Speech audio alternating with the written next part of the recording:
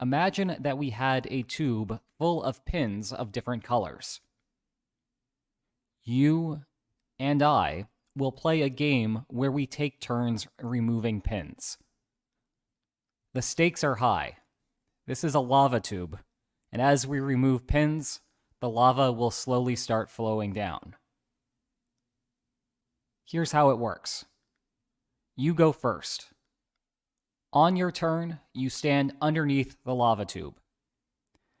You then choose to remove any number of pins of the same color, with a minimum of 1. Thus, for example, on your opening move, you could choose to remove those 4 white pins. What you couldn't do is remove 4 white pins and 2 purple pins as well. After the lava readjusts, assuming that you haven't been burnt, your turn will end. You will vacate the vicinity, and it will be my turn. We will play like this until one of us has been burnt. So on my turn, when I go underneath the lava tube, I could choose to remove all 3 of the purple pins, and once again, the lava readjusts. My turn is over. It becomes your turn, so you must stand underneath the tube. You could choose to remove the remaining white pins. Then your turn ends. And if on my turn I were to do something silly like remove both of the black pins, the lava would come down, I would be burnt, and that's the end of the game. Here's the puzzle. Design a strategy that guarantees your survival. And while you think about that, check out some of these cool books that I've written.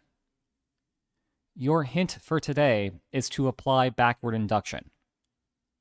That's a topic I cover in Chapter 2 of Game Theory 101, the complete textbook. Broadly speaking, you should think about what would happen under circumstances with fewer pins left in the lava tube, and use that information to inform what are good and bad moves at the beginning of this game.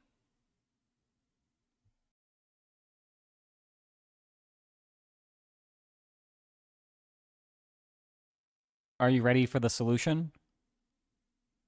If not, here's a hint. On your opening move, you should remove exactly 6 white pins.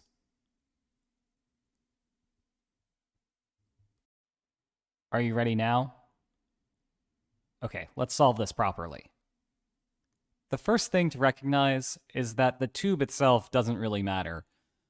What's important to recognize is the number of pins and the colors of each pin. There are 7 white pins, 3 purple pins, and 2 black pins. You could equivalently think of this as a game where we are allowed to remove from just one pile any number of pins, with a pile of 7, a pile of 3, and a pile of 2 to start. That's because all of the pins need to be removed for someone to lose the game, and so the entire goal here is to be the one to avoid removing that final pin. To work through this, we're going to think about the colors generically, and what positions at the end of the game are winning positions, and what positions are losing positions. Imagine that there was just one pin left. Here I've colored it differently because it doesn't matter whether it's white, purple, or black. As long as there's only one pin left, whoever moves next will be losing the game. That's because they are obligated to take that pin, and when they do, the lava will get them. This is helpful because it tells us what happens if there are 2 piles left with 1 pin in each. The active player is obligated to remove 1 pin, and they can only remove from a single pile. That means no matter which pile they're grabbing from, there is going to be 1 pin left over.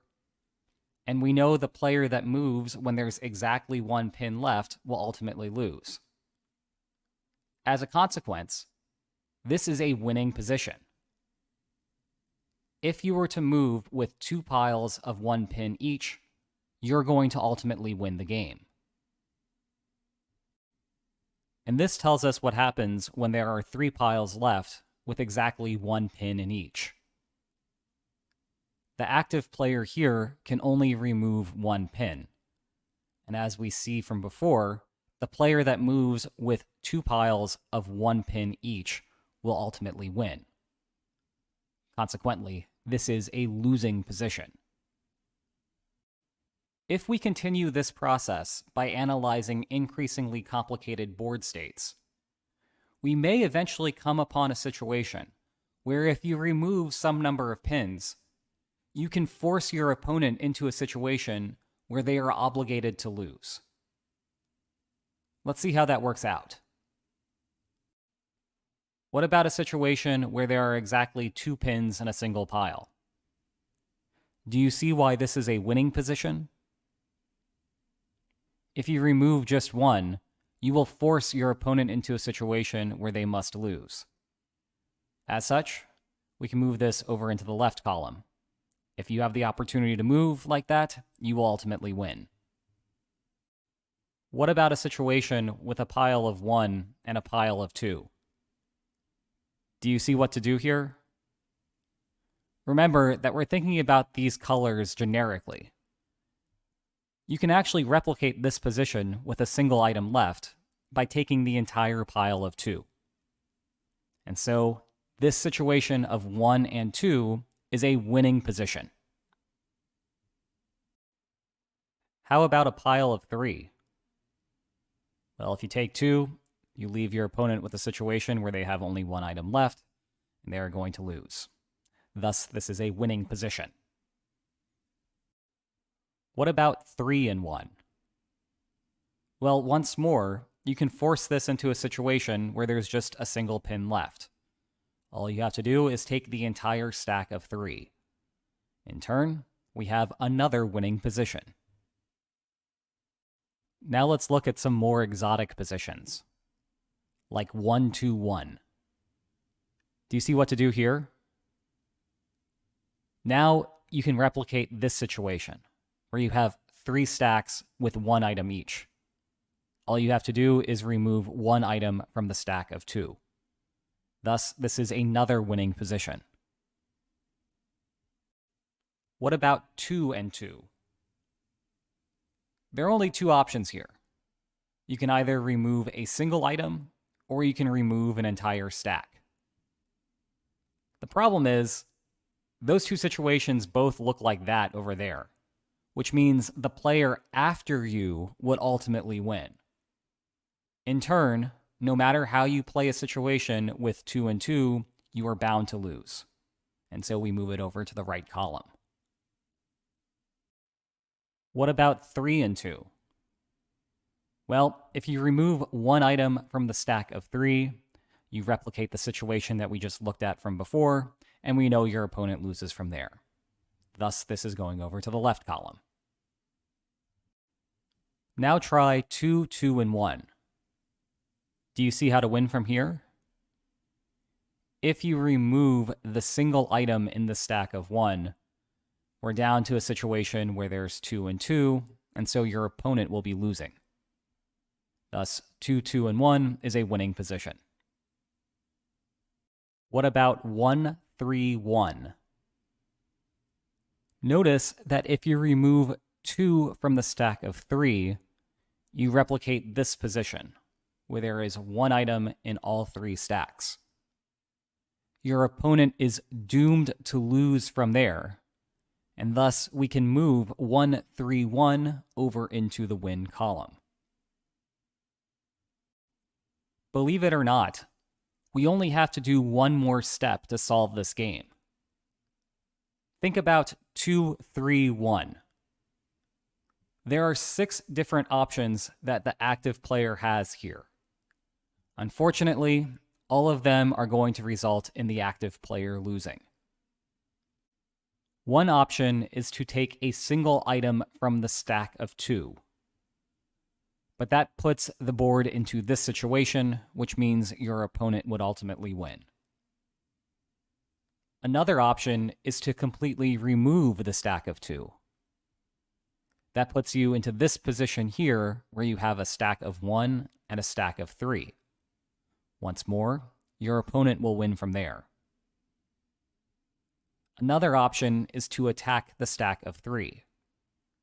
If you take 1 off of it, we're left with a position of 2, 2, and 1, which is good for your opponent.